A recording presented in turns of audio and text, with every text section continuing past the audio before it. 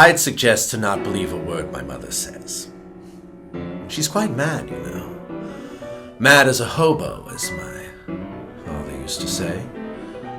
My brother Preston was aware of dildos, I suppose, but he had no particular fondness for them, at least not as a child. No, the truth is the whole dildo dream was Mother's. She was always telling little Preston it was his destiny to become the king of dildos. But then, one night at dinner, when Preston was 5 years old, we all learned of his true passion as he produced a small silver harmonica from his pocket and proceeded to blow in it with all his might.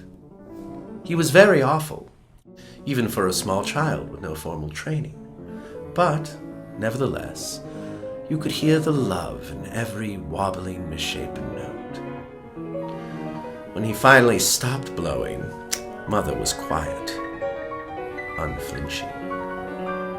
Whereas Father was all too happy to stomp and yell and carry on.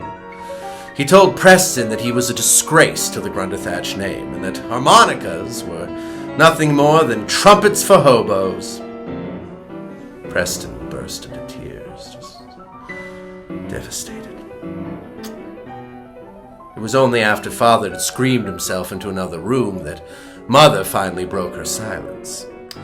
She gathered Preston up in her arms, wiped the snot from his nose, and she said, "Oh, Preston, I loved your harmonica performance.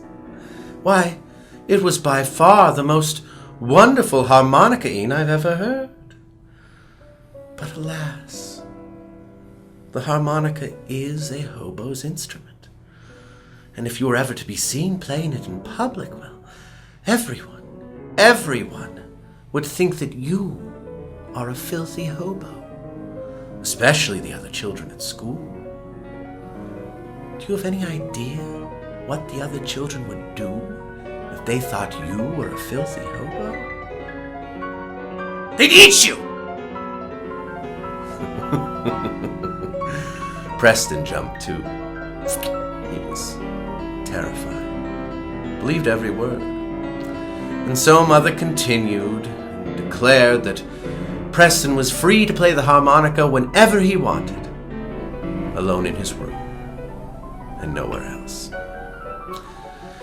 And then, finally, she suggested that perhaps if Preston truly wanted to make sure that no one ever thought he was a hobo or tried to eat him, he would do well to make his fortune off something respectable, something popular, something like dildos.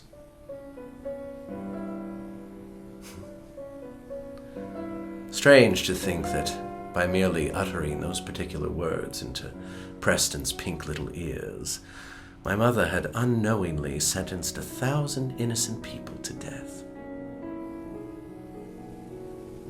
But then I suppose that's where all of history's greatest horrors are born. In the heart of a frightened little boy with something to prove.